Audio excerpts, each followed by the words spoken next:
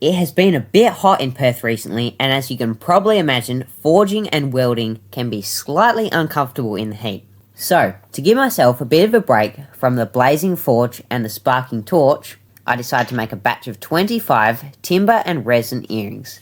My idea was to make a square block of timbered epoxy that I can then cut up into the various different shapes and sizes of the earrings. To make this block, I've made a few moulds out of some MDF. I've then lined the inside of these moulds with some sheathing tape and cork, ready for the epoxy resin to be poured in. Epoxy resin can be very fun to work with, but if you don't follow the right steps, it can become a real headache. You can end up with things like cracks, bubbles, or resin that just doesn't harden.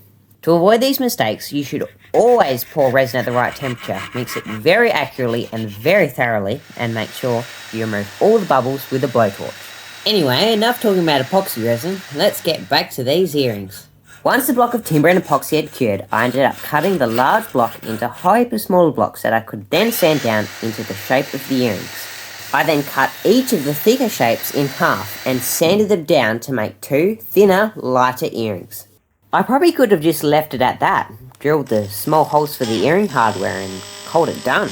But I didn't want them to just be the same as all the other cheap timber earrings. So, to give them that extra bit of quality, I decided to remove the rough and unfinished look left by the belt sander. That meant hours of hand sanding and a bucket load of sandpaper. But it didn't end there. I also gave the earrings a coat of hardwax oil to bring out the colours in the timber and the resin and to give them a polished look. With all the earring shapes complete, I could finally attach the silver-plated earring hardware.